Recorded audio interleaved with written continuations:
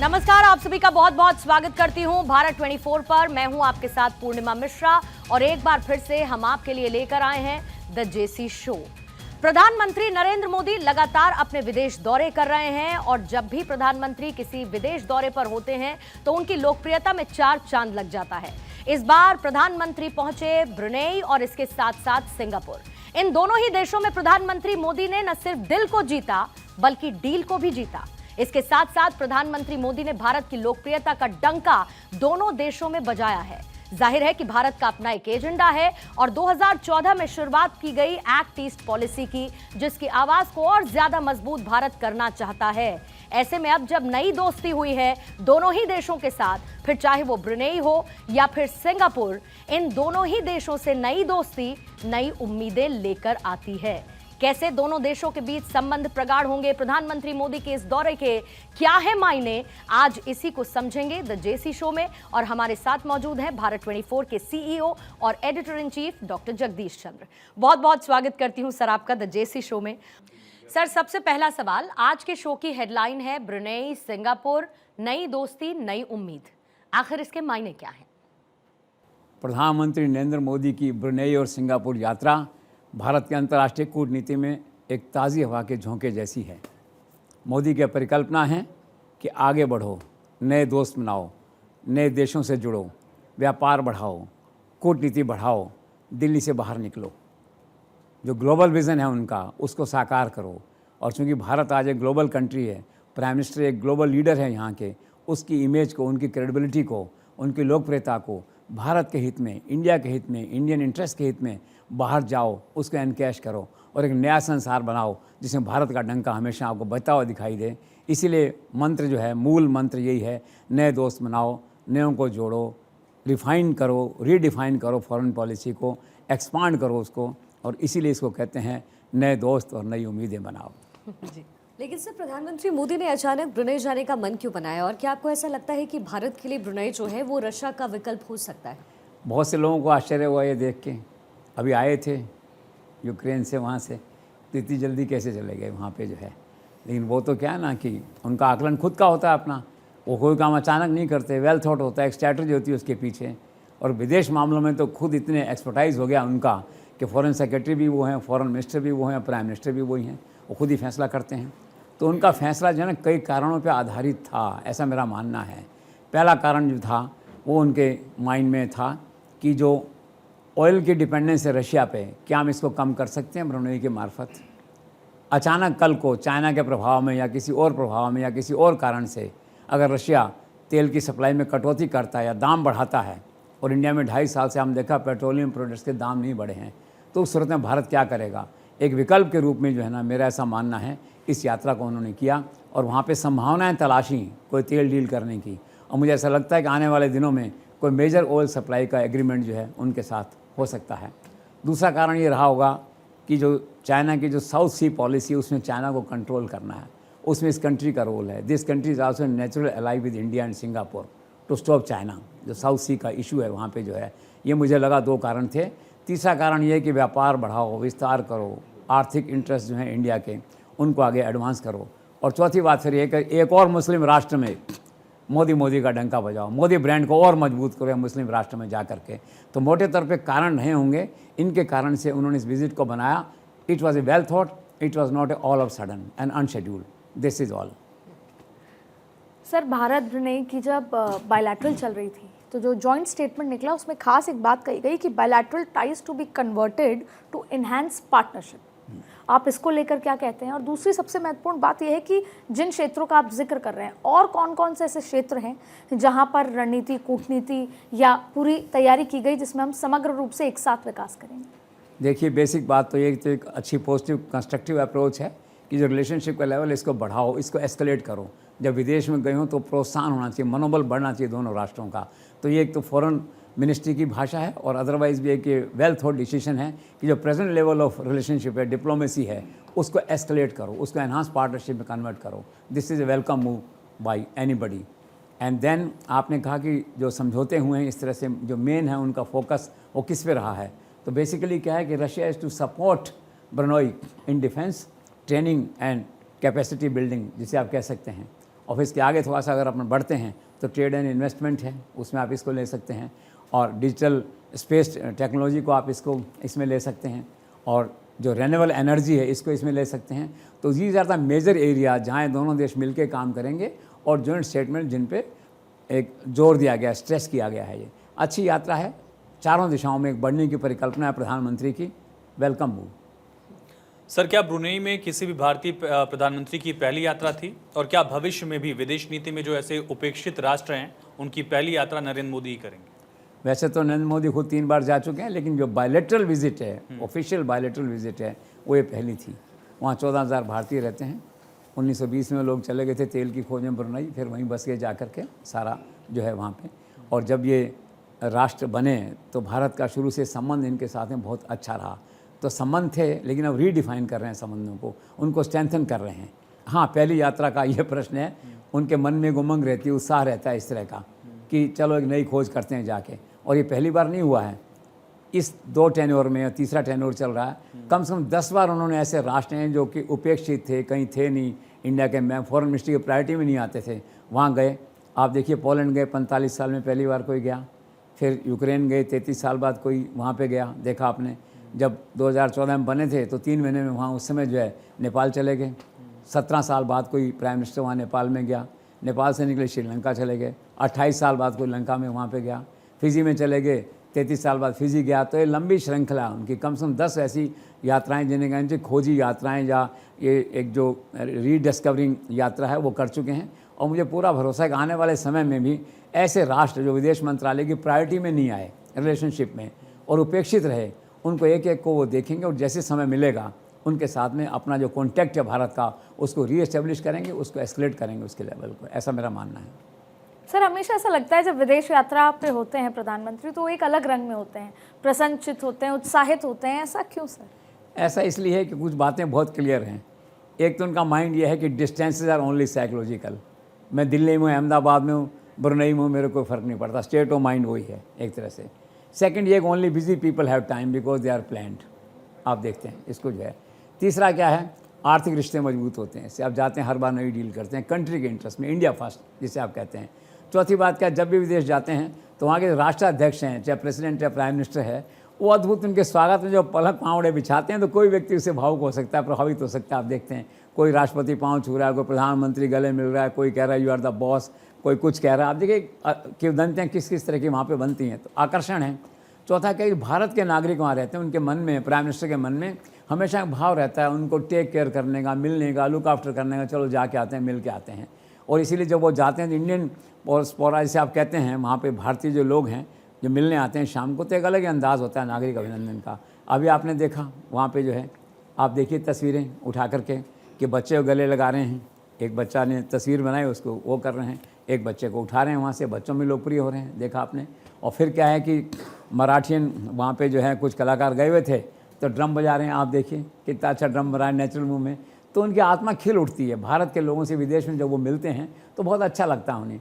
इसलिए एक अखबार ने लिखा कि Modi drums out joy with beats in dhol beats जो है। दूसरे अखबार ने लिखा कि मोदी ड्रम्स डिप्लोमेसी जो है ये। अब आप देखिए कितने अच्छे लग रहे हैं और कितने नेचुरल हैं, कितना उमंग और उत्साह है। तो बात है कि उनके लिए देश विदेश में कोई फ़र्क नहीं, उनका माइंड एक्चुअली ग्लोबल हो चुका है इस समय। Distance are only psychological. जाते हैं, अच्छा लगता है उनको जो है। एंड दिस क्रम जिसे कहते हैं will continue as welcome. Sir, मैं देखा कि ब्रुनेई के सुल्तान ने जो वहाँ पर हमने देखा कि रिवाज होते हैं, उन रिवाजों से हटकर वो वहाँ पर पहुँचते हैं, प्रोटोकॉल तोड़ते हैं, उनको रिसीव करते हैं, फिर लग्जरी पैलेस में लेकर जाते हैं, प्राइवेट डिनर उनको देते हैं। ये लग्जरी पैलेस, ये प्राइवेट डिनर, क्या खासियत है इस सब में? देखो, मोदी का व्यक्तित्व ऐसा है, उनका आकर्षण ही ऐसा है, लोग प्रोटोकॉल तोड़ते ही हैं। जब भी मुस्लिम राष्ट्रों में गए हैं तो वहाँ का सुल्तान या प्रिंस खुद एयरपोर्ट आता है उनको लेने के लिए, तो खींचे चले आते हैं। एक आकर्षण है, ग्लोबल लीडर की एक इमेज है उनकी। ये एक इमेज बन गई है प्रधानमंत्री की, संसार में सबसे पॉपुलर व्यक्ति हैं। आप देखिए ट्विटर पे और इस पे फेसबुक पे तो आती है ना उनकी जो रेटिंग्स हैं, देखिए he is number 1 across the globe जो है। तो लोगों के मन में होता है, लेने आते हैं, उनको करते हैं। अब भी वहाँ इसी तरह से हुआ, आपने देखा। और रही बात डिनर की, तो ऑफ कोर्स डिनर दिया। मैंने कहीं पढ़ रहा था कि बहुत ही भारतीय डिशेस को छांट के बनाया गया वहाँ पे। फर्स्ट कोर्स, सेकंड कोर्स, फिर डेजर्ट्स जो है। और मैंने देखा उसके अंदर डेजर्ट के अंदर क्या आपका कि आम रस बना रहे हैं, उसके अंदर जो है फिर क्या है भगत का लड्डू जिसे हम कहते हैं, मोतीचूर का लड्डू, वो वहाँ खिलाया जा रहा है। उसमें जो है सब्ज़ी में जो है वहाँ भिंडी खिलाई जा रही है, वहाँ दाल खिलाई जा रही है, पालक खिलाई जा रही है, और एक जो मटर के पूरी बनती है, मटर की जो सब्ज़ी बनती है, मटर के हरे रंग की पूरी वहाँ बनाई जा रही है। तो उनको महसूस नहीं हो कि मैं दिल्ली में बैठा हूँ, कि मैं बरेली में बैठा हूँ एक तरह से। तो ये सुल्तान का कंसर्न है, सुल्तान का एक कहना चाहिए कंसर्न था इनके प्रति, अच्छा खाना दें, भारत का खाना दें इनको जो है। तो डिलीशियस डिनर जैसे आप कह सकते हैं। और मोदी तो वैसे जो डाइटिंग और इसमें रहते हैं थोड़ा, तो वो आप देखिए कितना क्या है क्या नहीं, बस सम्मान के तौर पे वो लग्जूरियस डिनर आप उसको कह सकते हैं। रही बात आपने पूछा कि वो जो महल कैसा है राजा का, तो राजा का महल शाही, वहाँ राजशाही है वहाँ पे, तो संसार का सबसे बड़ा महल है। 50 अरब डॉलर उसकी कीमत है। मैंने पढ़ा 1788 कमरे हैं, 257 बाथरूम हैं, 2 लाख वर्ग मीटर में वो बना हुआ है वहाँ पे जो है। तो एक अद्भुत है, संसार की Guinness book of world record में उसका नाम है। तो गए। अब मोदी देखो बेसिकली फ़कीर हैं, वो तो झोंपड़ी में भी जाते हैं, महल में भी जाते हैं वहाँ पे, लेकिन ये महल अद्भुत था, राजा ने उन्हें सम्मानित किया। तो भारतीयों को गर्व महसूस होता है कि हमारे प्राइम मिनिस्टर को इस तरह से पलक पावड़े बिछाते हैं लोग विदेश में जब वो जाते हैं। तो दिस इज़ ऑल। हालांकि आपने आलिशान जिंदगी का कुछ जिक्र तो सर कर ही दिया है, लेकिन आज पूरी दुनिया भर में ब्रुनेई के सुल्तान की आलिशान जिंदगी की चर्चा हो रही है। ऐसा क्या है उनके लाइफस्टाइल में जो वो टॉक ऑफ द टाउन बने हुए हैं? देखिए 2 बातें तो मैंने सुनी हैं, बाकी तो ठीक है, there is no end no limit जो है। एक तो सुना है कि उनके पास 7000 कारों का एक काफिला है, 600 रोल्स रहे हैं उसके अंदर से, इमेजिन करिए। और दूसरी कथा ये है कि उनका जो नाई आता है शेव बनाने, बाल ठीक करने जो है, वो लंदन से आता है, जेट जाता है चार्टर प्लेन लेने के लिए, और हर महीने में 16 लाख रुपए उसका खर्चा है। वो 2 बार आता है महीने में उनके बाल बनाने के लिए। स्टाइल है। तो 2 घटनाएं ऐसी इनसे लगता है कि वो अपने जीवन अपने अंदाज से जीते हैं, और राजाशाही है, और रिचेस्ट कंट्री है, रिचेस्ट लोग हैं वहाँ पे जो है। So this is all, he enjoys life is own way, but without any controversy. कोई कंट्रोवर्सी उनके बारे में ऐसी सुनी नहीं। सर, ब्रुनेई में दशकों से सुल्तान परिवार की डिक्टेटरशिप रही है, वहाँ पर सिविल राइट्स को लेकर के क्या स्थिति है? सिविल राइट स्थिति अच्छी नहीं है वहाँ पे, राजाशाही है। 1962 से आपातकाल लगा हुआ वहाँ पे। वैसे 1984 में जब अंग्रेज़ों से अलग हुए थे तब से ये कानून बन गया था इस तरह का। और सिविल राइट की स्थिति आप देख लीजिए, एक तो अपोजिशन नहीं है वहाँ पे, विपक्ष ही नहीं है वहाँ पे, प्रावधान ही नहीं है विपक्ष का। और दूसरा ये कि पत्रकारों का सवाल आता है, कई वहाँ किस्से हैं वहाँ के, जैसे सुना कुछ कहा क्योंकि राजा की ज़बान ही कानून है, राजा ने जो कहा वो कानून है वहाँ पे। कई पत्रकारों को जेल भेज दिया। जब मैं घटनाएं सुनता हूँ तो मैं कहता हूँ इंडिया के पत्रकार तो बहुत लकी हैं, यहाँ तो खाली ब्रॉडकास्ट भी ले आ रहा है, क्यों मान लिए उसी थोड़ा सा दाएँ बाएँ हो रहे हैं जो है। और देखिए दूसरे देशों में क्या स्थिति है। और एक्चुअली क्या है ना, रेस्पॉन्सिबल जर्नलिज्म तो होना ही चाहिए, इसमें तो कोई बात है नहीं। देखो, लेकिन जो कानून आ रहा है वो ऐसे लोगों को रोकने के लिए, ये 10 जो बड़े लोग हैं यूट्यूब चलाते हैं, इन पे प्रभावित ज़्यादा नहीं होगा, दे आर रेस्पॉन्सिबल पीपल। लेकिन वो जो गली मोहल्ले के लोग आजकल जिस तरह से जो चाहे व्हाट्सएप पे डाल देते हैं, कर देते हैं, तो वो आएगा एनी हाउ। तो उन सब देशों की तुलना में भारत महान है, मोदी का भारत अच्छा है, सबसे अच्छा हिंदुस्तान हमारा। आप तो ये करिए, वहाँ तो डिक्टेटरशिप है भाई। सर, अपनी ब्रुनेई यात्रा से मुस्लिम राष्ट्र को कोई संदेश देना चाहते हैं क्या प्रधानमंत्री मोदी? मोदी संदेश तो यही है, देखो गुजरात के दिनों से एक माहौल इस तरह का बनाया गया था उनके खिलाफ इंटरनेशनल कॉन्स्पिरेसी में, अमेरिका जाने में दिक्कत थी, और एक आ गया था भाई बीजेपी भी और मोदी भी जो है एंटी मुस्लिम है। तो मोदी ने इस मिथ को तोड़ा। अब तो बहुत पुरानी बात होगी, 2014 में तोड़ दिया था उन्होंने मिथ को जो है। तो एक अच्छा लगता है जब मुस्लिम राष्ट्रों में जाते हैं, केमिस्ट्री बनती है लोगों के साथ में उनकी जो है, तो मिथ जो है पूरी तरह से वो टूट चुका है इस तरह का। और उनका मैसेज यही होता है कि I am one of the most secular person, जैसे आप हैं वैसे मैं हूँ। तो let's forget religion, let's forget communal talks, let's do business, let's join hands to create a new growth story of both the nations. इस तरह का है उनका, एक अच्छा विचार है और ठीक है, उसमें प्रोग्रेस कर रहे हैं वो। सर, मुस्लिम राष्ट्रों में इतने लोकप्रिय मोदी कैसे हैं और क्यों हैं? ये उनकी केमिस्ट्री लोगों के साथ में, करिश्मा, ग्लोबल लीडर की इमेज, डिलीवरी, 140 करोड़ लोगों का प्राइम मिनिस्टर होना जिसे है, और साइकोलॉजिकली वो डोमिनेट करते हैं सामने जो आदमी होता है। मैंने पहले एक बार राम कथा बताई थी आपको कि रामायण में एक पात्र था, बाली के कौन था, जिसके सामने कोई जाता था आदि शक्ति उसकी वैसे निकल जाती थी। बाली। हाँ, तो I am serious on this issue. Narendra Modi जहाँ जाते हैं आप उसका बॉडी लैंग्वेज, सामने वाले का व्यवहार, उसका रेस्पॉन्स आप करके देखिए उसमें जिस तरह से है। तो वो हैं मुस्लिम, उन्होंने अपना स्थान बना लिया है। और दूसरा क्या है, बिजनेस करना है सब राष्ट्रों को, 140 करोड़ लोगों का मार्केट है, वो लोग इसको भी देखते हैं। और क्रेज़ है मोदी का, अभी समझ लीजिए, इसमें कोई लॉजिक है उसकी बात नहीं है। मोदी का क्रेज़ ग्लोबल हो गया, मुस्लिम राष्ट्र उसमें अपवाद नहीं है।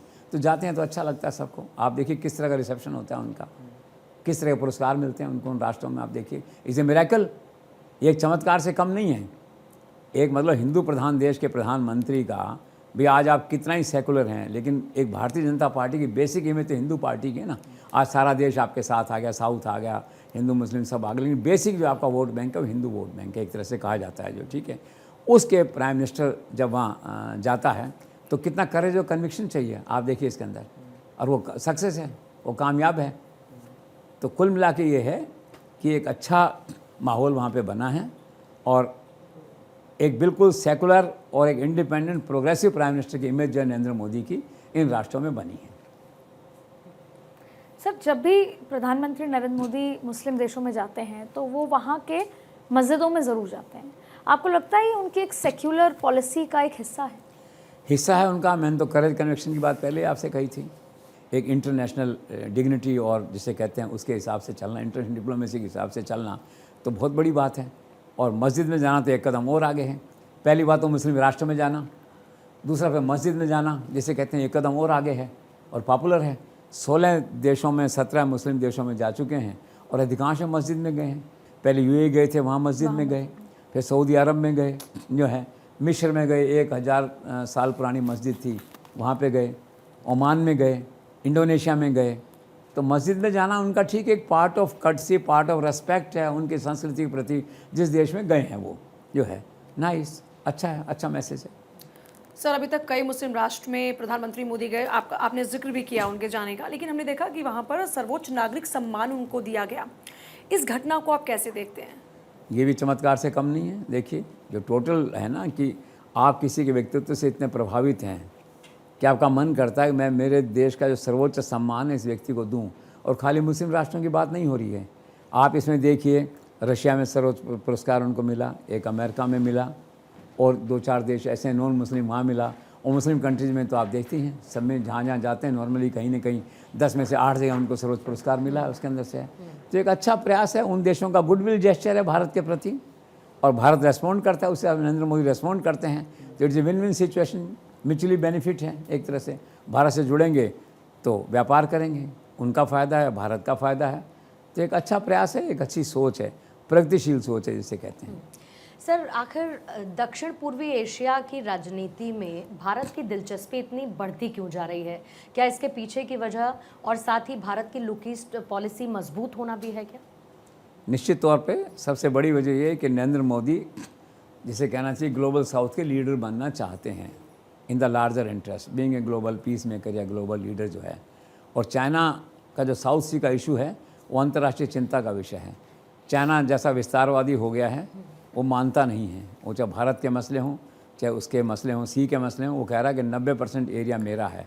इसका मतलब उनसे बिना पूछे आप नेविगेशन नहीं कर सकते, आपके जहाज़ सामान लेके नहीं निकल सकते। अभी तो सारे संसार में अटक जाएगा।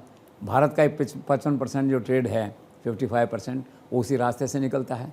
तो उससे चिंता है सब लोगों को। आसपास के दूसरे लोग जो मलेशिया, फिलीपाइंस जो हैं एंड इवन दिस ब्रुनाई, इन सबको चिंता है कैसे कैसे होगा। दूसरा क्या है, जो छोटे राष्ट्र हैं संसार के, इनकी आवाज़ नहीं है।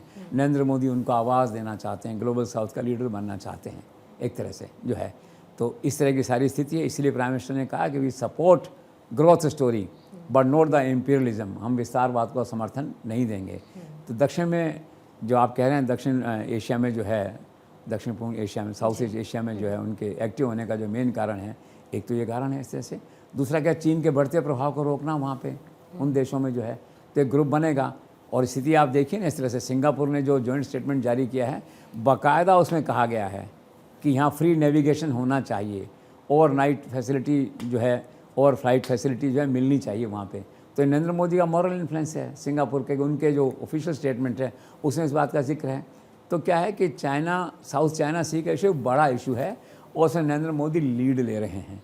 अच्छी बात है भारत के लिए। सर, चीन के साउथ चाइना सी ट्रम्प कार्ड के मुकाबले अगर हम देखें भारत मलक्का जलजम्बू मध्य के ट्रम्प कार्ड को, तो उसको आप कैसे देखते हैं? इसको पॉपुलर वे में कहा जाता है कि चाइना की गर्दन पे जो है भारत के लोगों ने एक पाँव रख दिया या कुछ ऐसे एक परंपरा सी, एक कहावत सी वहाँ पे चल रही है। चाइना ये एरिया जो है इंडिया के आसपास होने के कारण से भारत के प्रभाव में ज़्यादा है, माले ब्रुनेई के प्रभाव में, सिंगापुर के प्रभाव में जो है।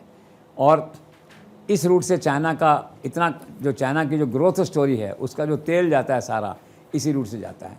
कल को किसी कारण से झगड़ा हुआ और भारत ने इसको रोक दिया, भारत से रोकने की स्थिति में इसको, तो चाइना बैठ जाएगा। तो ट्रम्प कार्ड है दोनों का, भारत का ट्रम्प कार्ड ये है, उनका ट्रम्प कार्ड साउथ ची है। तो लेट्स सी आगे जाके क्या होता है। ईश्वर न करे ऐसी तनाव की स्थिति बने कि कोई टकराव आए अंतर्राष्ट्रीय स्तर पे। और बाकी भारत के पास एक ट्रम्प कार्ड ज़रूर है, ये बात तय है जो आपने रूट बताया इससे जो है। सर, हम सब जानते हैं कि चाइना धीरे धीरे भारत की इकोनॉमी की नींव को हिलाने में लगभग जुटा हुआ है, तो इस पर आप कुछ कहना चाहते हैं? अब एक प्रॉब्लम तो है ही, देखिए भारत में चाइना का FDI इन्वेस्टमेंट भी एक प्रॉब्लम है। और ये प्रॉब्लम है कि सस्ता माल मिलता है और नकली होता है तो ग्राहक को पता नहीं चलता। आपने देखा उससे कि इंडियन मार्केट टूट रहा है, छोटे उद्योग टूट रहे हैं, फैक्ट्रियाँ बंद हो रही हैं, अनएम्प्लॉयमेंट हो रहा है। अब सरकार के सामने 1 करोड़ व्यापारी अगर अमेजन से परेशान हैं तो इससे परेशान थे चाइना वाले मामले से जो है। तो सरकार कोशिश कर रही है कि किसी तरह से जो है इसको ठीक किया जाए। एक विकल्प निकाला है नरेंद्र मोदी ने, मेड इन इंडिया का चलाया है, उसका इम्पैक्ट पड़ा है। अब चाइना परेशान है। तो मैंने पढ़ा कहीं पे कि चाइना अब मार्केट ढूंढ रहा है नए कि माल बेचे तो कहाँ बेचे, इंडिया में ज़रा चांसेस कम हो गए उस तरह से जो है। तो अफ्रीका को उसने अपना एक मार्केट बनाया है नया। अफ्रीका में क्या है कि 50 अफ्रीकन राष्ट्रों की एक मीटिंग करी उन्होंने जो है, और कहा कि $50 अरब जो है इसके अंदर हम आपको देंगे एज ए लोन। चाइना की पॉलिसी एज ए लोन देता है इंफ्रास्ट्रक्चर में, फिर धीरे धीरे घुस जाता है उस कंट्री के अंदर जा करके जो है। तो इस तरह से जो है चाइना के सामने आज एक इशू है, भारत ने क्रिएट कर दिया है। बाकी ट्रेड डेफिसिट तो है ही चाइना के साथ, हमारा इशू तो है इसके सामने जो है, लेकिन भारत कर रहा है कोशिश। और चाइना परेशान होकर वहाँ गया है साउथ में, साउथ अफ्रीका में जो है। Let's see, but it's a issue, is a point of concern. Let's see, इसका एक उपाय है कि भारत के लोग भारत में निर्भर रहें, मेक इन इंडिया को आगे बढ़ाया जाए, चाइना पे निर्भरता कम हो। This is all. लेकिन सर, जिस तरीके से चीन और भारत के जो सीमाएं हैं उस पर टेंशन ज़्यादा है, एबनॉर्मलिटी है, चीन विस्तारवादी सोच के लिहाज से भारत की ज़मीन पर भी नज़र गड़ाए बैठे हैं। आपको लगता है कि आने वाले समय में ये टेंशन कभी वॉर में तब्दील हो सकता है? युद्ध तो जैसे मैंने कहा कि युद्ध का टाइम तो नहीं है, और युद्ध करने के लिए दूसरे बहुत झगड़े चल रहे हैं। अभी यूक्रेन रशिया का झगड़ा चल रहा है, ईरान उनका, इसराइल और उन सब देशों का झगड़ा चल रहा है। तो लगता नहीं कि है, और इस इशू गवर्नमेंट ने बहुत टैक्टफुली हैंडल कर रखा है। लेकिन एक नई बात इस बार ज़रूर आई है नरेंद्र मोदी के टाइम में कि भारत दबाव में नहीं है चाइना के, भारत की तैयारी पूरी है। अनफॉर्चुनेटली कभी ऐसी कोई स्थिति बनी तो भारत भी फिटिंग रिप्लाई देगा इस बार, ये बात तय है। ये नरेंद्र मोदी के करेज की बात है कि तैयारी पूरी है। कल को अगर बात आगे बढ़ी, अभी तो क्या है कि डिप्लोमेटिकली कंट्रोल है।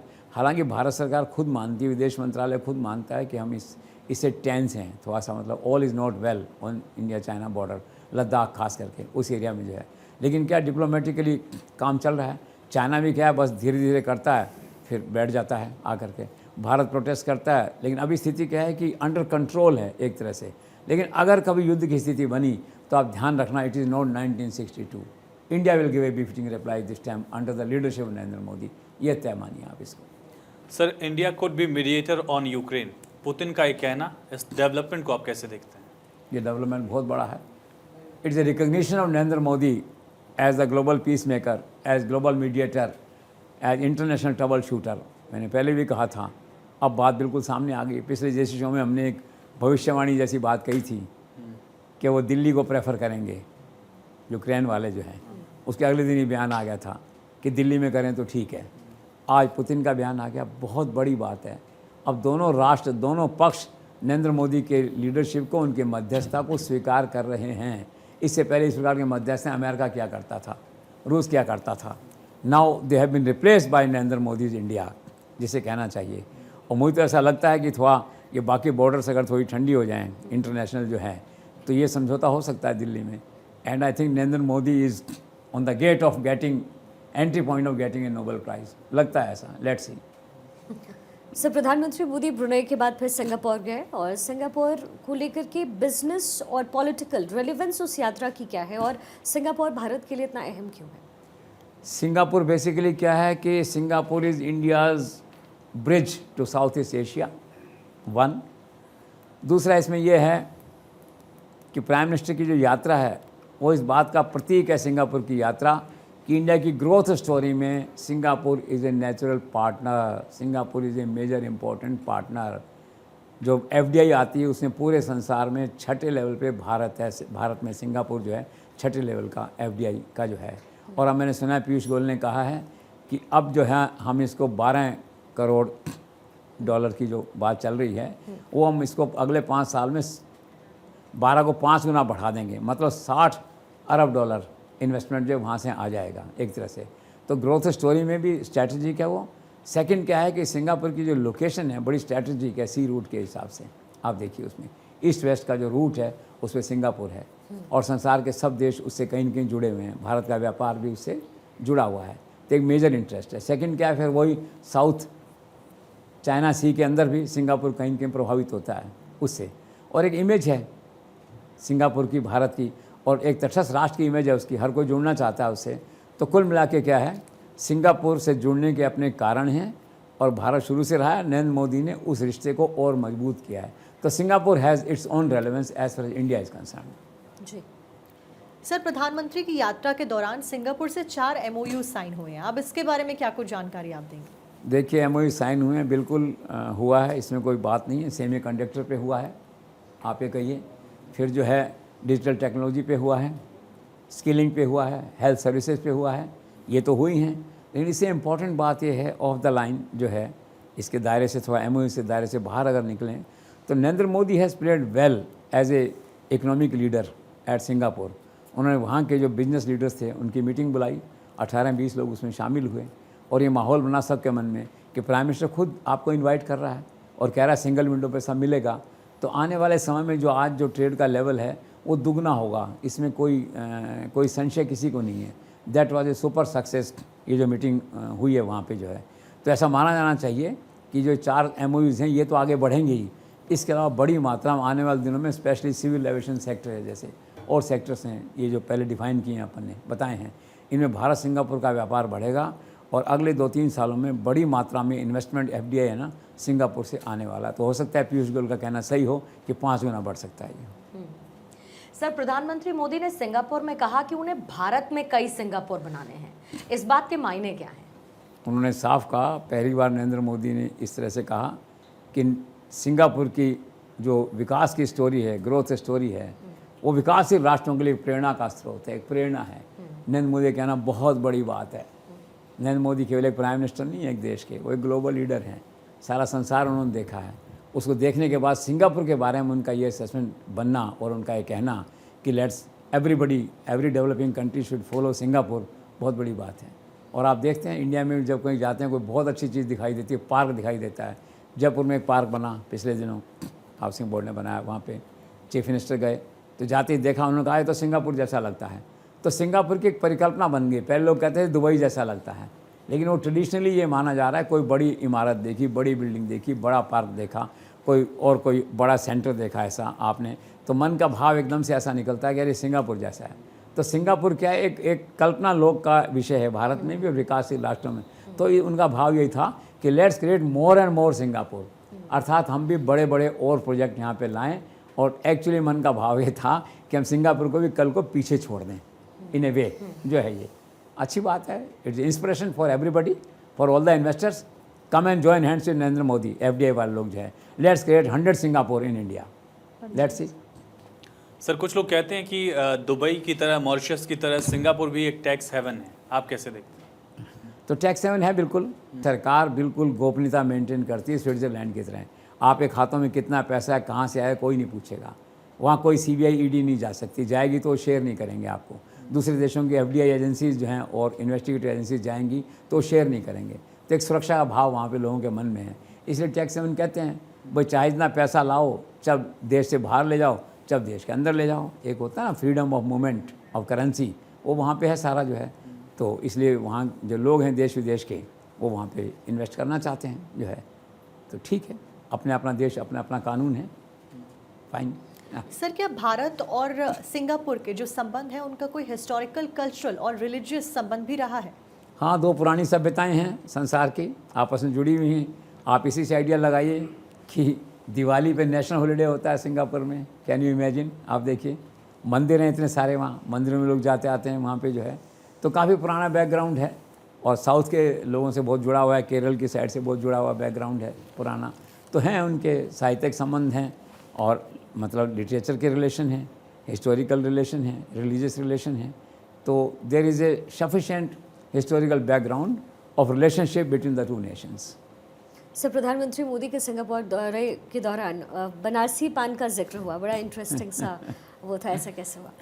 नरेंद्र मोदी क्या बहुत विटी आदमी हैं और गंभीर रहते हैं, गंभीर के साथ कभी व्यंग भी करते हैं, थोड़ा सा मनो जिसे कहते हैं वो भी करते हैं। तो वाराणसी के एमपी हैं खुद वो। जी। तो बात चली ऐसे ही, पान का जिक्र आया वहाँ पे, तो उन्होंने कहा भाई जब भी पान का जिक्र आता है इंडिया में तो वाराणसी का जिक्र आता है, बनारसी पान। एक फिल्म में भी गाना था पान बनारस वाला करके जो है। तो उन्होंने कहा भी ठीक है, अगर आपको वहाँ के पान का आनंद लेना है तो come to Varanasi in my constituency and invest जो है ये। और नरेंद्र मोदी, मैंने कहा ना, एक आकर्षण का केंद्र हैं, लोग उनकी बात को बहुत सीरियसली लेते हैं। तो कोई बड़ी बात नहीं, कल को कोई 50-100 करोड़ लगा के विदेश का आदमी कोई पान की बड़ी फैक्ट्री में खोल दे वाराणसी में आके। तो ये भाव था उनका भी, ठीक है, अच्छी बात है, आइए लगाइए।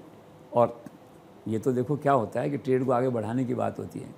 किसी ज़माने में ये जो कन्नू जो संतरे जैसा आता है गंगानगर में होता था, ऐसे बिकता था, पड़ा रहता था ठेलों पे जो है।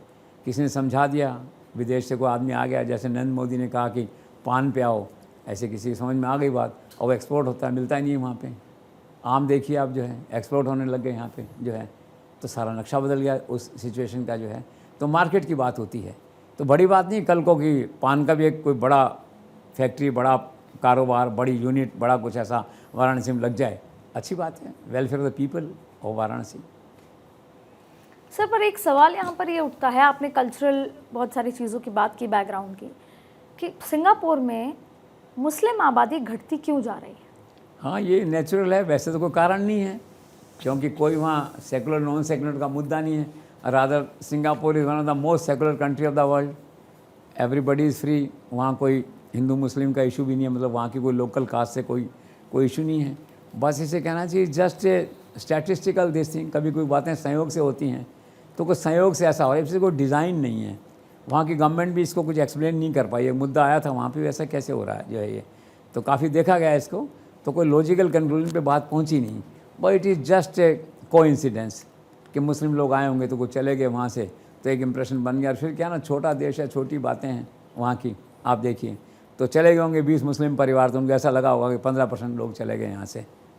आपका आकार छोटा होता है ना, आपका कन्वेंस छोटा होता है बात करने का, तो कोई लॉजिकल इसका कारण ऐसा नहीं, कोई डिज़ाइन नहीं, न कोई लॉजिकल कारण है, it is just an incident. Sir, प्रधानमंत्री मोदी की ब्रुनेई और सिंगापुर की यात्रा की देश और विदेश में मीडिया कवरेज किस तरीके की रही? अच्छी कवरेज थी मीडिया। मैंने आपसे कहा ना, Modi team in PM has master minded the art of projection of the prime minister in and outside the country. ये मैं कई बार कह चुका हूँ, बहुत ही लॉजिकल और बड़ा जिसे कहना चाहिए ना तरीके से काम होता है, और पत्ता भी हिलता है विदेश में कहीं कवरेज के बारे में, तो यहाँ उसकी सूचना होती है। अच्छी कवरेज थी, और इस पर ख़ास बात ये रही है कि भारत के अखबारों ने बड़ा साथ दिया। वरना देखिए, भारत के अखबारों के लिए ब्रुनेई की यात्रा कोई ऐसा विषय नहीं है, कोई टीआरपी का सब्जेक्ट नहीं है, लेकिन सब अखबारों ने लीड लगाई। यहाँ तक कि इंडियन एक्सप्रेस में 3 दिन तक मैंने लीड देखी इसकी, टाइम्स ऑफ इंडिया में लीड देखी इसकी, मैंने हिंदुस्तान टाइम्स में लीड देखी। तो मीडिया का सपोर्ट बहुत अच्छा रहा, और अब किसी को कोई शिकायत नहीं होनी चाहिए कि मीडिया हमें साथ नहीं देता हमारा, या मीडिया प्रॉपर कवर नहीं करता। इस विज़िट को जो है जैसे, तो आउट ऑफ प्रपोर्शन कहना चाहिए, मीडिया ने इसको कवर किया है, विदेशों में भी कवर हुआ है और यहाँ भी अच्छा कवर हुआ है। दैट वे जो है जाहिर बात है, और प्रधानमंत्री नरेंद्र मोदी की यही ग्लोबल छवि है जो ग्लोबली बहुत अच्छे से दिखाई जाती है, चाहे प्रधानमंत्री जब भी विदेश यात्रा करते हुए नजर आए हों। और ये तो तय है कि प्रधानमंत्री मोदी भारत की कहानी में जो नए नए अध्याय जोड़ते जा रहे हैं अपनी उपलब्धियों की वजह से, वो स्वर्णिम अक्षरों में इतिहास में दर्ज हो रहे हैं। और जाहिर बात है कि जब भारत की कहानी बयां की जाएगी आने वाले वक्त में, तो भारत की सक्सेस स्टोरी प्रधानमंत्री मोदी की इन विदेश यात्राओं और वहां से लाई गई चीज़ों के आधार पर ज़रूर होगी। चाहे वो रणनीतिक लिहाज से हो, सामरिक लिहाज से हो, सांस्कृतिक लिहाज से हो, व्यापारिक लिहाज से हो या फिर दोस्ती और रिश्ते के लिहाज से हो। बहुत बहुत शुक्रिया जेसी सर, आज द जेसी शो में हिस्सा आप बने और इसके साथ ही ब्रुनेई और सिंगापुर यात्रा पर प्रधानमंत्री के आपने विश्लेषण किया। बहुत बहुत धन्यवाद आपका और साथ ही बाकी सभी दर्शकों का भी बहुत बहुत धन्यवाद आज के द जेसी शो का हिस्सा बनने के लिए। आप बने रहिए भारत 24 के साथ। नमस्कार।